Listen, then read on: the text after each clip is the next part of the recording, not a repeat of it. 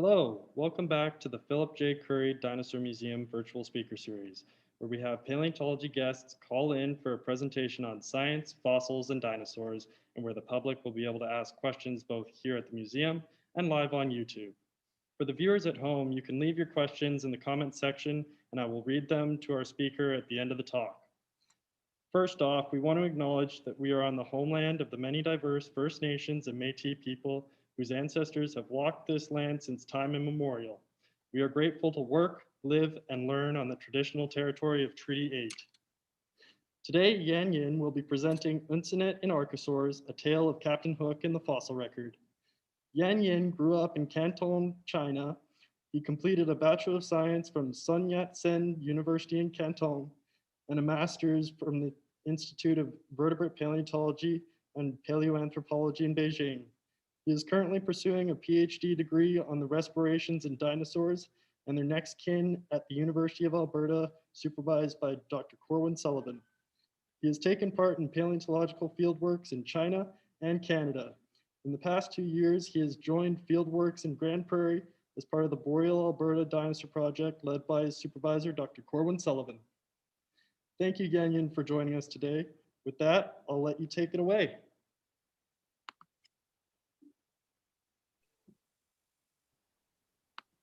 Okay, so how do I? Okay. Good afternoon, sir and madams, and thank you for the intro, Kim. So today I would like to talk about uncinates in Archosaurs and present some evidence we found along our research, and maybe by the end of this talk, we can convince you that uncinates are indeed homologous in Archosaurs.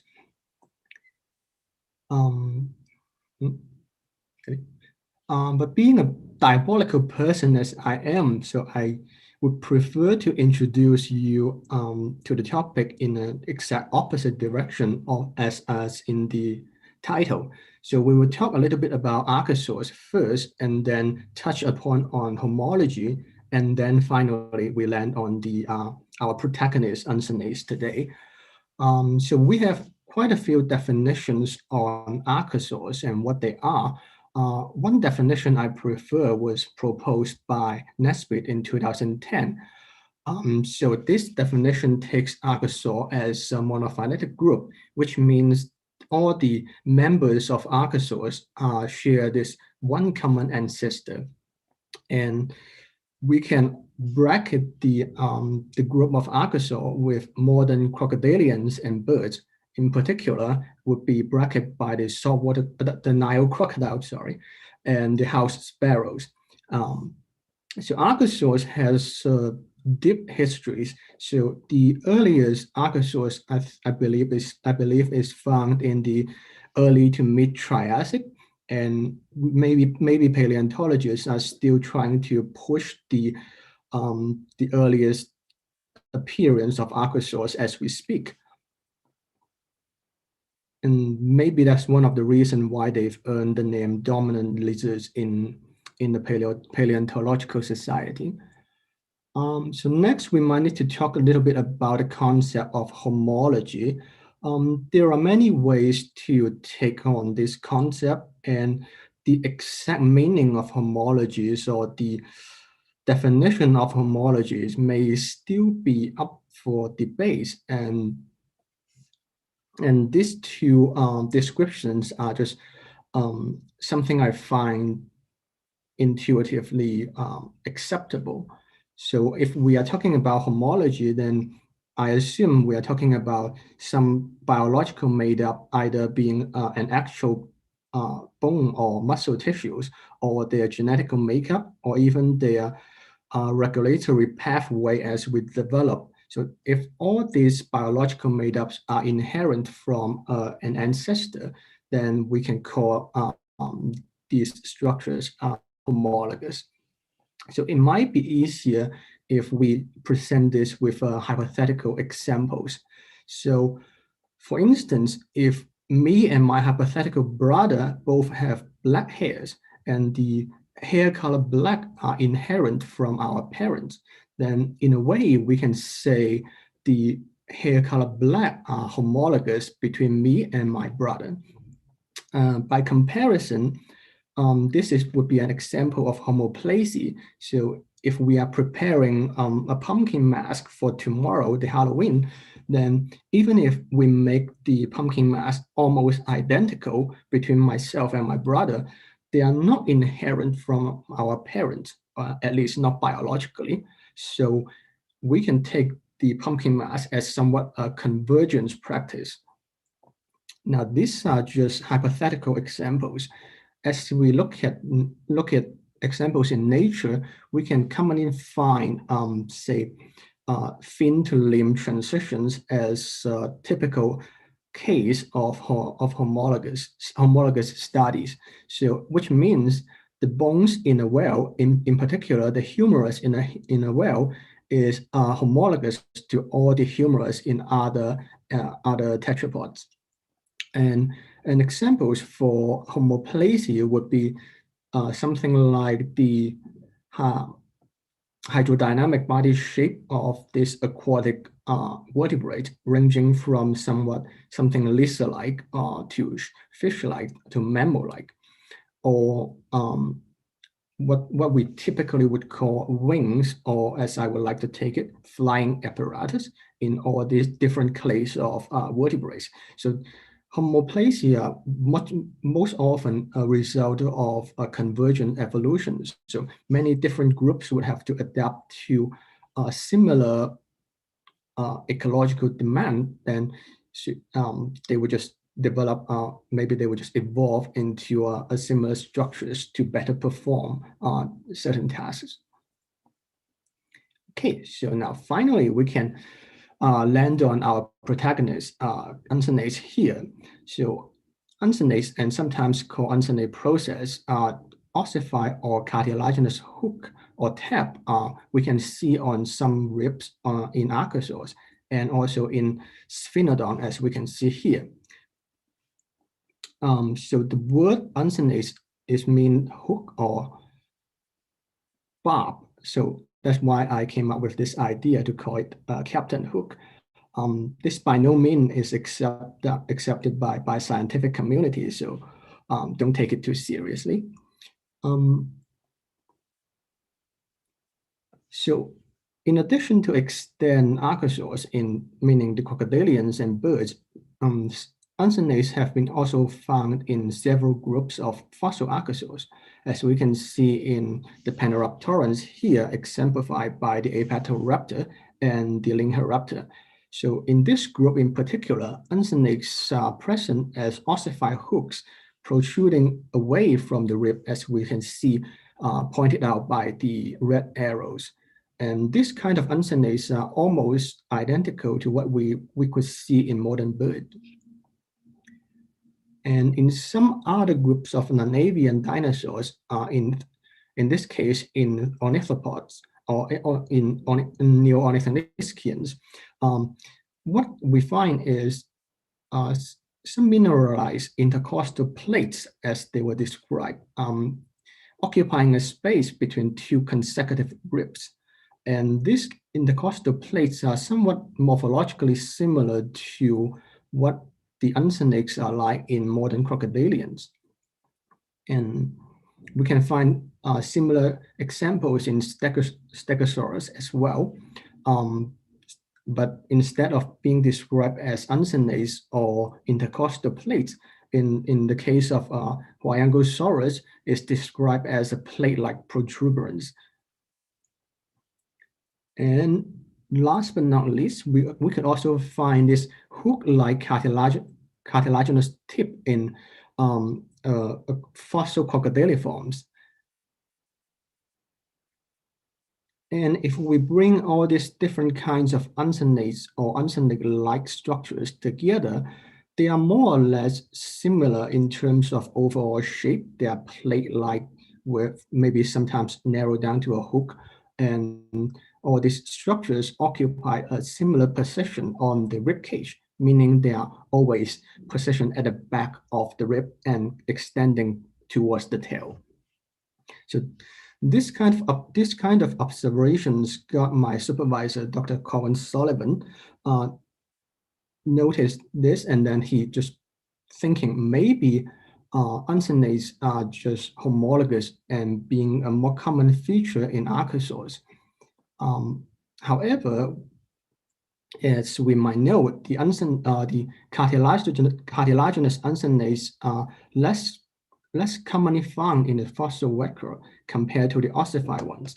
So even with all the examples I have presented here, we don't have a really conclusive sample size to say that uncinates are homologous instead of just being a fashion trend in the Mesozoic era, and we just happen to have this taxa or this group of archosaurs to evolve to have uncinates independently. So one intuitive approach to tackle the problem is to finding more evidence for uncinates. And in order to handle this preservation bias due to the cartilaginous nature of some uncinates, we need to use some indirect methods. We actually need to talk about a little bit about why do we care for uncinates. So jumping back a little bit. So in modern archosaurs, we can find several muscles attached onto the uncinates, and at least two of these muscles are found to be active during respirations. So meaning that these uncinates and the associated muscles may play a role in respirations. So these two studies in here, in particular, by Jonathan Cott and his colleagues, so they actually put electro sensors onto the muscles, so they can record when and where the muscles are activated, and that's how they correlate the muscle activities with respirations.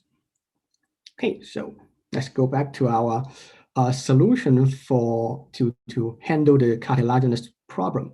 So in modern archosaurs, so birds and crocodilians, once we remove the uncinates from their corresponding ribs, we can find this kind of rugose concavity leaving on the rib.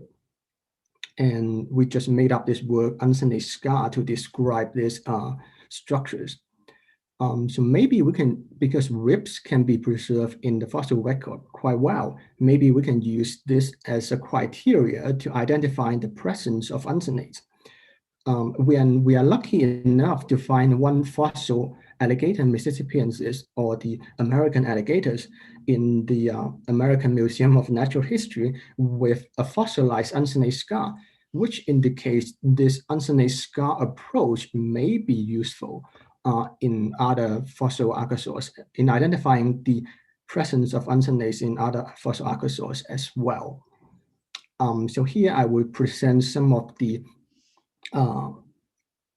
evidence we found in the fossil ribs. So let's start with tyrannosaurs.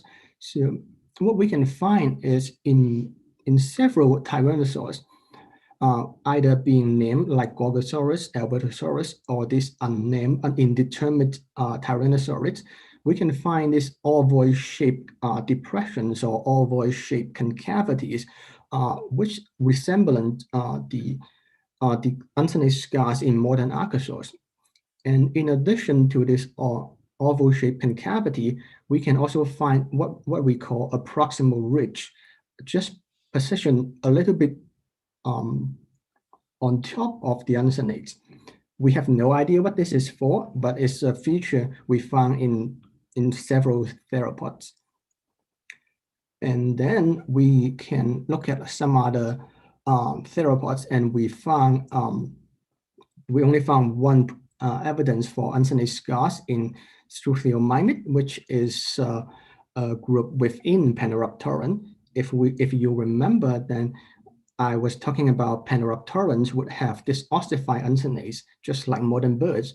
But in the case of these Struthiomimus, we couldn't find the ossified uncinates. So it is possible the uncinate was not fused to the ribs and then got disarticulated, or it's possible that the uncinates in Struthiomimus was cartilaginous.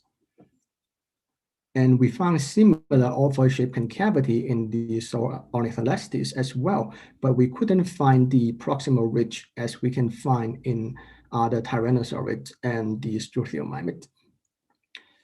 And in the sauropods, we don't have a good luck in sauropods, and we only found, I think, 2 vertebral ribs with this ovoid-shaped concavity that we interpret as uncinate scars. And in contrast to theropods, the uncinate scars in ornithopods we found are not quite similar to what we would expect it from the extant Archosaurs. So instead of an ovoid-shaped concavity, the uncinate scar in ornithopods are somewhat like a narrow groove, as we can see here on the Hadrosaurs. And the presence of uncinates identified by the uncinate scar is somewhat consistent with the documentation of intercostal plates in some Neo-Ornithischians, as exemplified by the Thescelosaurus here. And then if we move on to Ceratopsians, then yes, we find a similar narrow groove as we could find in the ornithopods, with one exception in the Museum of New Mexico. And in one individual in particular, on top of this narrow groove, we can find this kind of like scarry tissues covering on top of the narrow groove. We again have no idea what this is. One idea I've been sharing with my collaborators is that this external scarring may be fossilized soft tissues or fossilized connective tissue that we might be able to get more information on once we look further in detail. And in ankylosaurs, we also find some weird-looking depressions that we can interpret as uncinate scar. And unlike the ovoid concavity, the uncinate scar in ankylosaurs are kind of expanded sideways, so meaning it's expanding laterally and medially, as we can see in this figure and this figure here. So we are looking at the uncinate scar from directly behind the rib.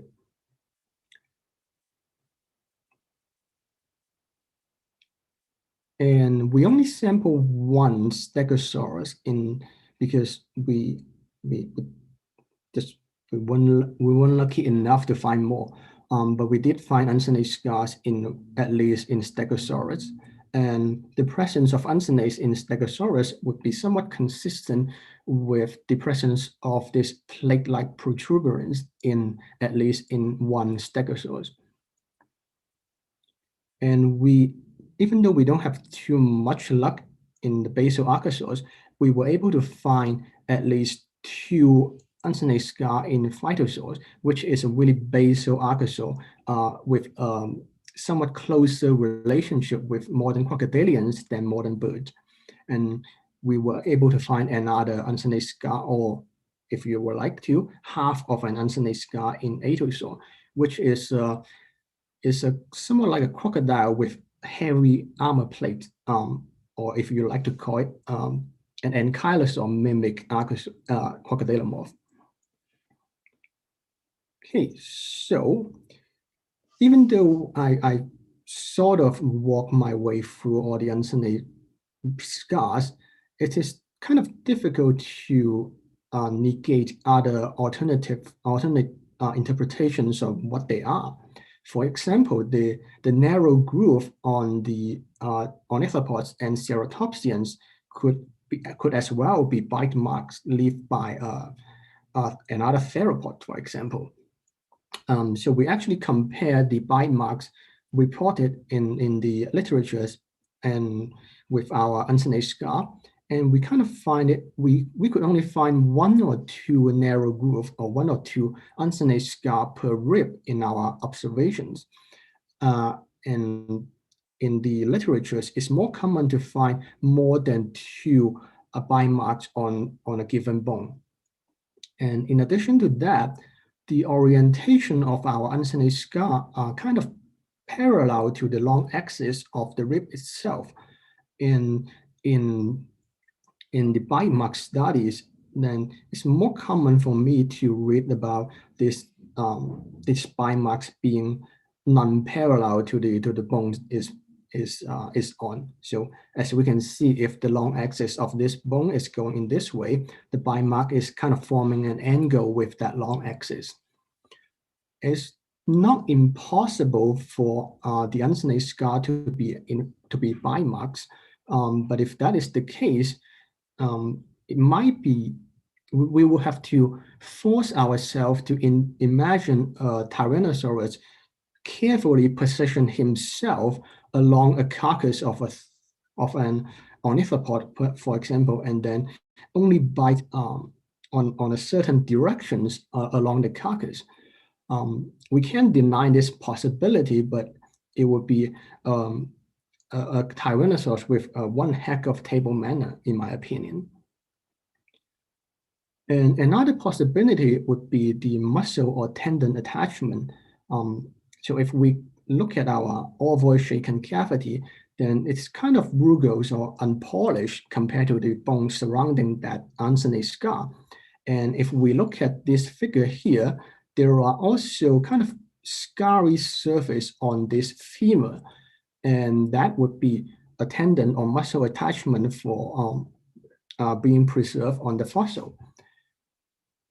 And with this in mind, we actually look at the myology or the study of muscles in modern archosaurs in both birds and crocodilians. And we can find the muscles attached onto the ribs are kind of forming a thin sheet spanning between the two ribs. As we can see, the fibers are going in this direction and the muscles are really thin. So as a result, then the muscle fibers are not going to converge into a really robust tendons, and then it will be less likely for muscles like this to form a strong scar, like we will see in this fossilized femur. Okay. And then for the narrow groove, it could still be nutrient foramens as well. So when we say nutrient foramen, I mean could be the exit of the vasculatures, meaning arteries and veins. And luckily in this modern ostrich, we can actually see nutrient foramens with a dried up vessels in here. So it's possible for nutrient foramen to be preserved next to the uncinate. However, based on our observations in modern birds, then we can find the nutrient foramens on multiple positions. So it can be on the back side of the rib, it can be the medium side of the rib, it can be the lateral side of the rib. It can have, for a given rib, we can find more than one or more nutrient foramens associated with the uncinate process. And in some individuals or some taxa, we could not find the presence of a nutrient foramen at all. So this variance is kind of contradicted what we see in the fossil in the fossil ornithopods and ceratopsians, where the uncinate scar are consistently present on a consistent position along the rib. Okay, so maybe the uncinate scar can identify the presence of uncinate to a certain degree, but we need something else to support our idea. So we are thinking if we look at the uncinates in this crocodilian here, so this portion of the rib is attached by a cartilaginous uncinate, while this portion of the rib is free of any attachment. So maybe there are some connective tissue binding the uncinate process onto the rib, and those connective tissues might leave a trace on the bone. And so as in the uncinate scar approach, we look at the extant Archosaurs first. So we put this we put 2 ribs in a micro CT scanner and then generate this kind of CT data. So what a micro CT scan machine does is kind of emit a collection of X-ray, somewhat similar to what the CAT scan or the X-ray we would do in a hospital. And by doing so, we have a stack of images kind of going in this direction, and then we can be able to look at the internal of the ribs and see if there's actually any kinds of modification associated with the possible connective tissue. Here we have kind of an animation going from a position far away from the uncinate attachment to a position at the uncinate attachment. So we can see the cortical bone, as represented by this bright white color, is getting thinner and thinner as we approach the uncinate attachment. In addition to getting thinner, my apology. In addition to getting thinner, the cortical bone are seemingly being more porous, as represented by these empty pockets inside of the cortical bone. And we can actually compare this section of the cortical bone at the uncinate attachment with the cortical bone away from the uncinate attachment. So maybe this kind of porous characteristic we can use to identify the presence of uncinates. Maybe it can be a supportive evidence along with the presence of uncinate scar. And we can find similar cortical modification in a turkey as well. So we have evidence from both modern birds and modern crocodilians. And then we also CT scan some tyrannosaur ribs. So here we have three sections at different positions as represented by the color.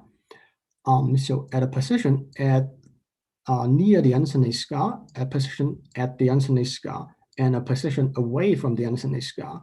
And similar to what we did with the crocodilians, here is an animation showing the section position at the uncinate scar and gradually moving away from the uncinate scar.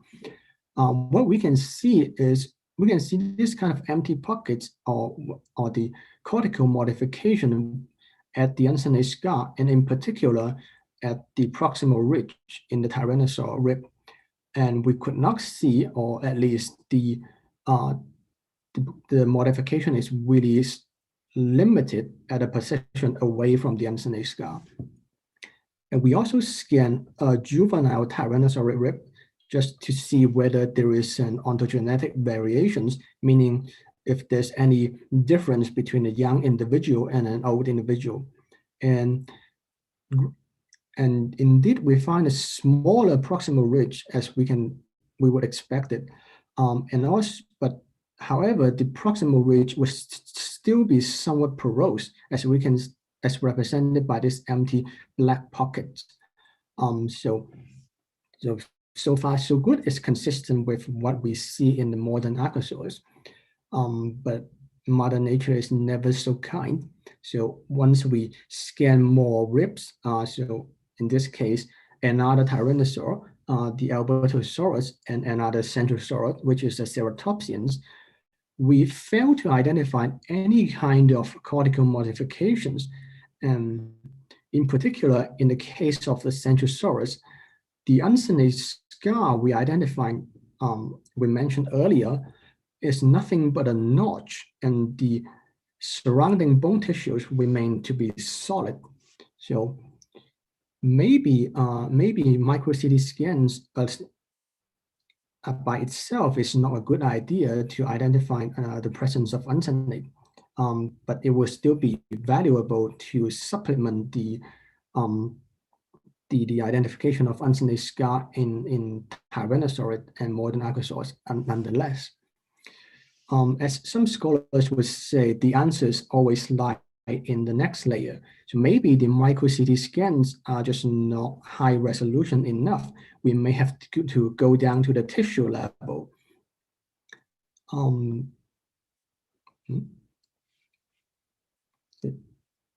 Frozen. Okay, sorry, just lag a little bit. So by following that ideas, we want to look at the tissue composition at the uncinate site or at the uncinate attachment. And maybe this connective tissue could be preserved in a certain way that we can use the composition of the tissue to assist the identification of uncinate in fossils. As in the uncinate scar approach and the micro CT scan, we first look at the modern Archosaurs. In this case, a crocodilian here. So what we can see, so here is at the section where the uncinate contacts the rib. So we have this patch is the entire cartilaginous uncinate. And then we have this portion here is the bony rib. The color is based on the staining methods, so I wouldn't rely too much on the color itself. And we can see there's a huge patch of connective tissue going between the uncinate and the rib. And in particular, we can find these periosteums surrounding the rib itself. And a periosteum is a dense layer, a layer of dense connective tissue that surrounding the bone. We all have these periosteums with the exception at our joints. So as the bone grows, the periosteum will also expand and then supply nutrients to the bone development. And then, so what we did is we put these sections under what we call the cross-polarized light. So for those who are not familiar what a cross-polarization is, maybe we can imagine ourselves walking alongside the Wapiti River in a warm summer afternoon. And as we look on the surface of the river, then we might be able to see some glaring bright light spots that is really shiny, and its light is so intense that we could not see anything underneath the water. So what a reasonable person would do would be put on a pair of sunglasses, and by doing so, we might be able to see what's lying underneath the water. It's a bad metaphor, but it's a similar approach in cross-polarization. So we have two kinds of filters being arranged in a perpendicular fashion, and all the lights passing through those filters would be selected, and then there's only two kinds of light wave would pass through, so that the glaring of the lights in all other directions would be limited, and then we can actually be able to see the tissues in a finer detail. So as a comparison, even if we zoom in on this figure here, the tissue will still be somewhat uniform and bluish. And as a contrast, if we put it under the cross-polarized light, then we can actually see some kind of patterns as we will discuss in a touch. And what we are seeing here is I interpret this as the Sharpie's fibers. So those are the fibers typically we will see anchoring the periosteums onto the bone itself. So this sort of maybe like a steel bar in cement, if you would like to have a real life metaphor. So at the site of the uncinate scar, we can find this sort of really dense Sharpie's fibers, and the Sharpie's fibers are similarly arranged in this cross-woven fashion. So we can see one group of Sharpie's fibers going in this direction, as represented by the bright light And then there's another group of Sharpies fibers going in the other direction as represented by the dark lines. Just for the sake of comparison, here we have a section of the rib somewhat away from the uncinate attachment. We are still able to find the Sharpies fibers, but at least it's seemingly not as abundant as the Sharpies fibers at the uncinate attached site. So this would be the case for the modern crocodilians. Then what about the situation in modern birds? So we took a rib from a turkey, which was actually my Thanksgiving turkey meal, and then we sectioned it in a similar fashion as the crocodilian. But we are using a different method for staining the tissue, and that's why this section here are somewhat reddish, and the section of the crocodilians are somewhat bluish. So if we take a closer look at the uncinate attachment site, we actually find the periosteum, which is this kind of thin but not quite obvious layer of connective tissue here. If we follow the periosteum all the way to here, it just suddenly disappears. And then the connective tissue, external or outside of the periosteum, would make contact directly with the bone tissue. So this is a really interesting finding, and there are many reasons why we couldn't find the absence of periosteums in the crocodilians. The simplest or maybe the most intuitive way explanation would be we just somehow missed the point of the contact. So we might need to make more sections from a crocodilian in order to find this absence of periosteum. And in addition to the absence of periosteum, we then put the sections under the cross-polarized light. And what we can find is, like the extant crocodilians, we see this dense Sharpies fibers at the uncinate attachment site. It might be a little bit indistinctive, but if you follow my mouse here, you can see there's a layer, an array of fibers going in this direction as represented by the bright color, and then there's an array of fibers going in this direction as represented by the dark color. So we have a consistent indicator from both extant crocodilians and extant birds. And in addition to this dense Sharpies fibers, we also find the presence of this highly modified secondary osteon, as we can see here. So this entire empty space is a modified secondary osteon. So osteons are typically would name as primary or secondary osteon. So for those who are unfamiliar with the topic, all the osteon we are seeing here as represented by this central circle, and then the tissue, the bone tissue around it.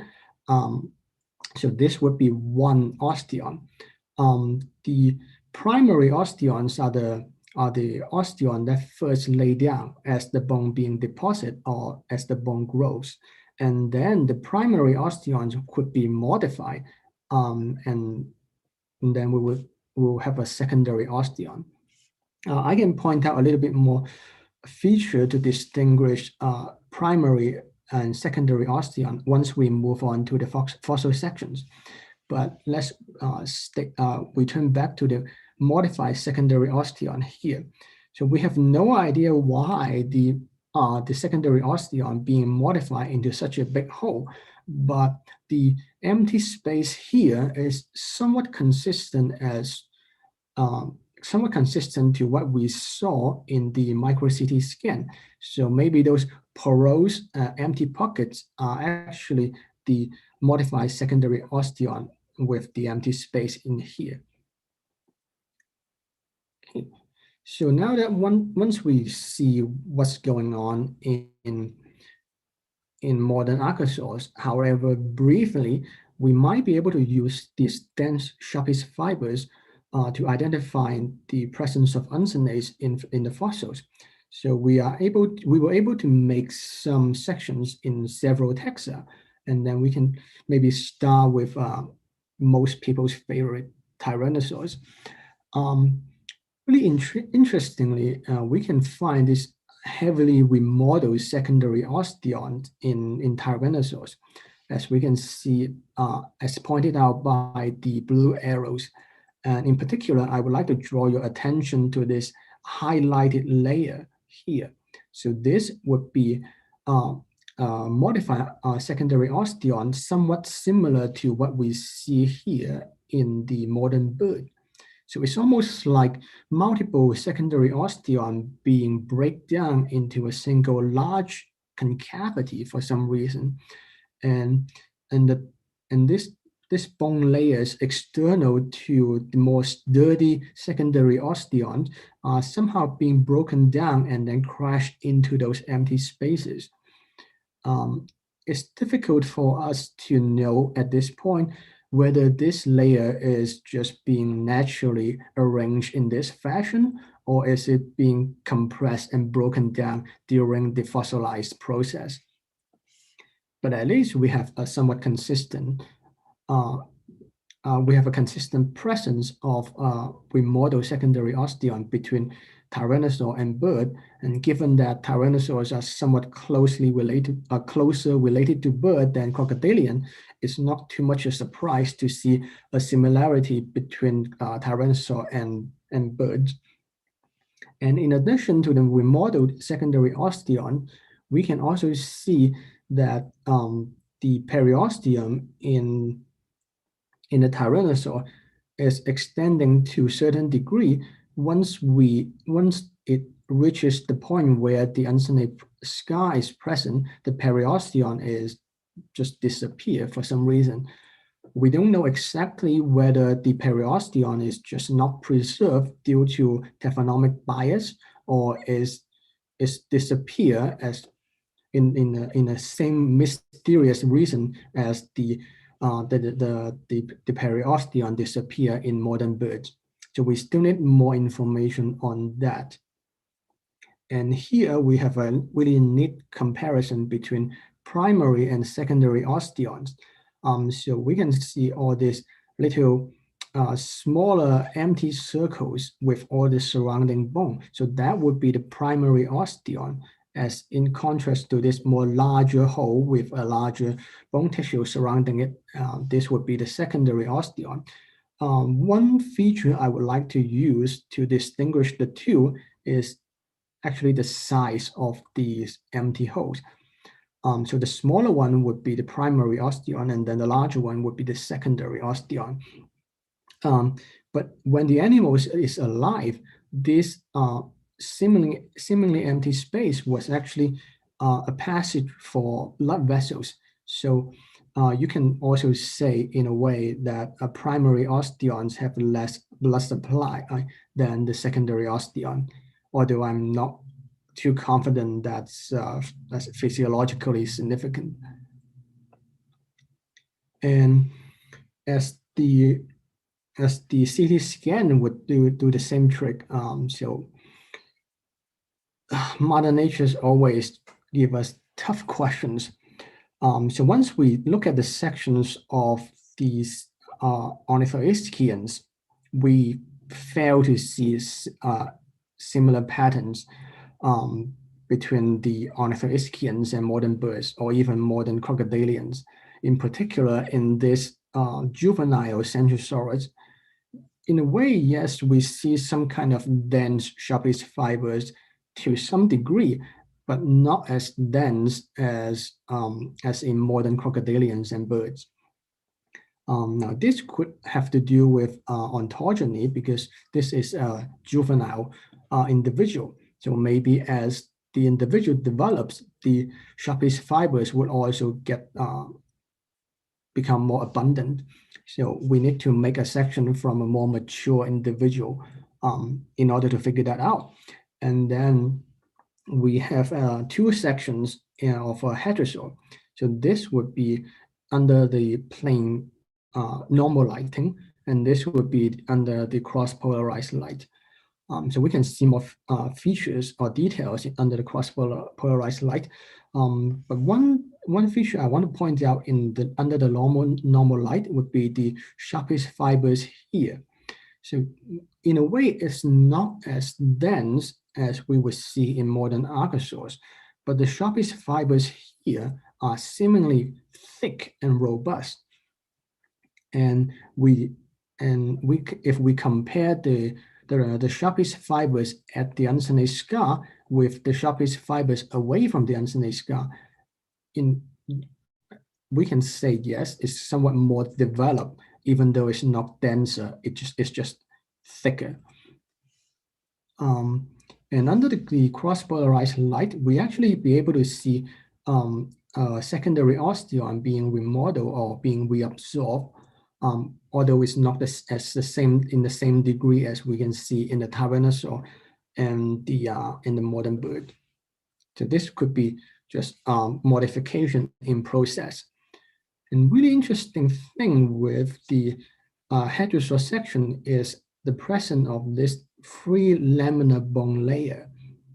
So laminar bone are typically represent this slow deposition of bone tissue, or in a more intuitive way, the bones around here would grow slower compared to the bone in some other areas, such as here. And the movement of this laminar bone is seemingly indicates that whatever occupying this uncinate scar space here are trying to maintain an external position by moving along with the bone with the direction of the bone growth. In this case, would be moving towards our up, towards the top of our screen. I'm sorry. And so these are the sections we've made so far. We don't really have too conclusive evidence other than the presence of well-developed sharpest fibers, or either in the form of higher number or in the form of greater thickness. So perhaps we have to resolve back into the use of uncinate scar, and then use both micro CT scan and histology as a supplementary evidence to support our uncinate scar indicator. So if we put all our uncinate scar data under a generalized Archosaur phylogeny, we would actually be able to make some speculations. So with some really fun softwares, and we are able to make inference based on our data point. So all the blue color at this point here are actually coded as a cartilaginous uncinates based on our observations of uncinate scar. And then the red color here represents the ossified uncinates, as we can see in the literature. And based on some basic rudimentary inference, we are able to push the presence of cartilaginous uncinates all the way down to the base of Archosaurs with some degrees of confidence. We actually toy with the data set a little bit. So in order for with the current data set, if we have to force uncinate to be completely homoplasy, make it just a result of convergent evolution, we have to assume 29 taxa on this cladogram to be not having an uncinate. So that would give us some levels of confidence in our interpretations. So because if we have to make assumptions on 29 taxa, that's quite a bit of assumptions. And with that, so I would propose several ideas for you to take home. So I would suggest that uncinates are likely a homologous feature across Archosauria based on the presence of uncinate scar and based on the presence of dense sharpish fibers at the uncinate scar. Unfortunately, CT scan and histological sections at this point can only assist in the uncinate identification, but we are hoping to make more histological section and then really understand the nature of the uncinate rib contact, and which in terms may give us more diagnostic feature for the presence of uncinates at the tissue level. So you might, for those who at the Philip J. Curry Museum, you might notice I didn't mention Pachyrhinosaurs. That's because I wasn't able to find I wasn't able to find a single uncinate scar from any of the Pachyrhinosaurs I've seen. So if you have the chance to volunteer at the Pipestone Creek bone bed, then you might be able to find the very first uncinate scar from a Pachyrhinosaur. And with that, I can take any questions. And if you are interested in using any of the data I've presented, either for your actual academic research or undergrad research or anything for the general public, and feel free to email me. I can definitely share some of the figures. Yeah, thank you. Thank you so much, Yan-yin. That was awesome. I mean, it's pretty remarkable all the different kinds of technologies you're using all towards this one big project. I think we're going to start with our question period. Um, remember, if anyone has any questions, they can type them into the comment box. Here is our first one.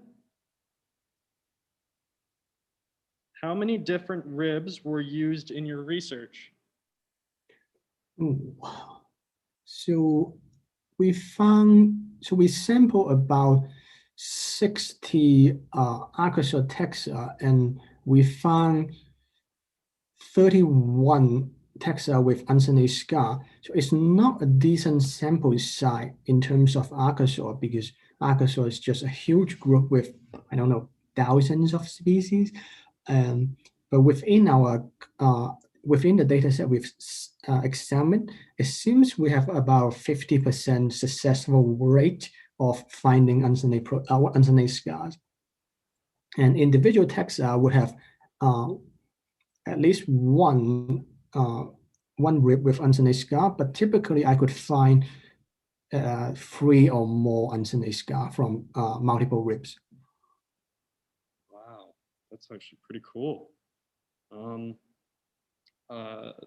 Here's another question. During your time researching, what results have you been most surprised by?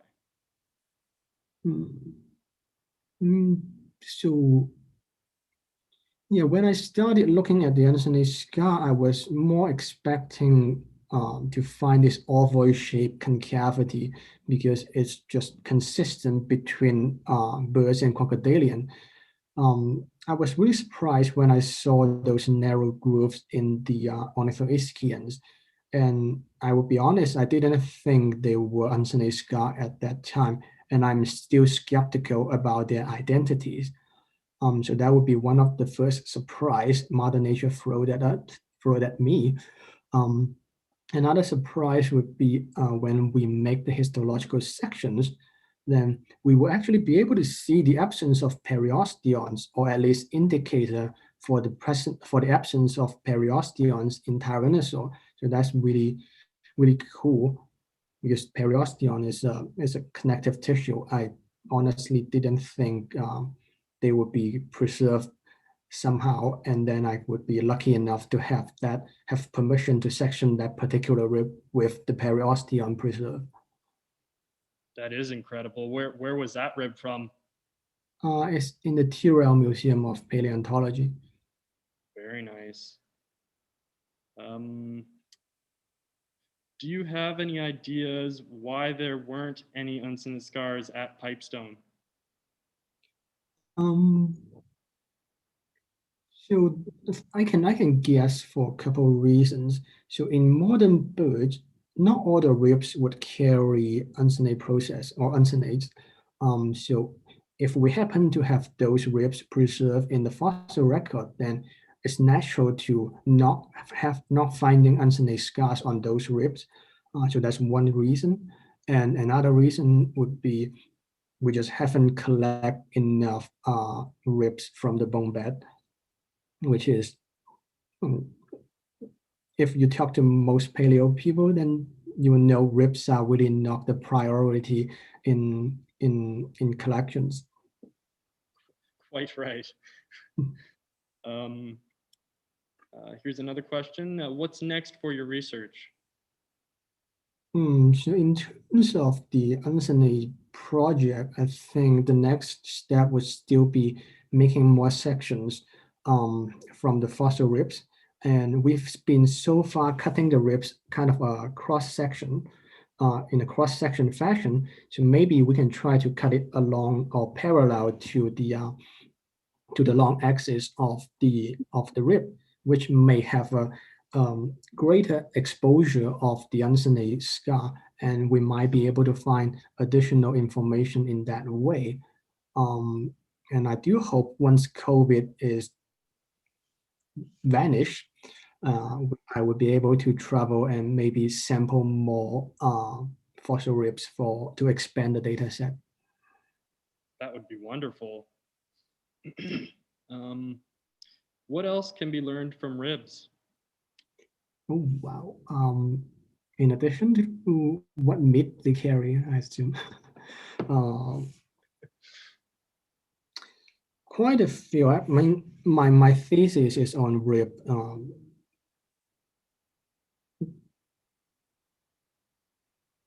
Hmm, yeah, that's a tough question, sorry.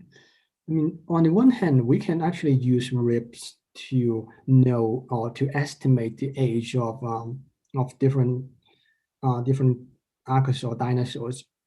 So it's typical for us to section a long bone and then count the number of those lines of arrested growth, which represented a um, timing of slow growing or fast growing. I'm not an expert in that. So if we can section ribs, they might have the same information. And because we have more ribs from one individual, then we might have more ribs in a given fossil bone bed. So it's more available for section and in comparison to your long bones. But for myself, I would actually be more interested in how the ribs would move as we breathe. So if we put our hands on our chest here and try to breathe as deep as you can actually feel your rib cage is moving upward. So so that would be one of the basic movement of ribs during ventilations. Um, and by knowing how different shapes of the presacral ribs can formulate different shapes of the rib cage, we might be able to take a peek into how the dinosaurs and their next of kin breathe, or what are the factors we can calculate based on our knowledge on the ribs movement. Oh, wow, that the possibilities kind of seem endless in that regard. Yeah, it's not just skulls that's important. No, I'm not seeing any more questions at this time. Although, oh, here's one. Are you hoping to come back up to the Grand Prairie area and continue being with the Boreal Alberta Dinosaur Project? Yeah, we were quite unlucky to miss the field work this year because of COVID. But I hope next year we will be able to return to GP and find some more ribs. We certainly do too. Um, if there's no more questions, we're going to conclude our question period. Thank you again, Yan-yin. Join us for our next virtual speaker series on Saturday, November 7th at 3 p.m. Presenting from the University of Alberta, graduate student Aaron Dyer will be giving a paleontology talk titled The Problematic Pachycephalosaurid, Gravitholus albertae.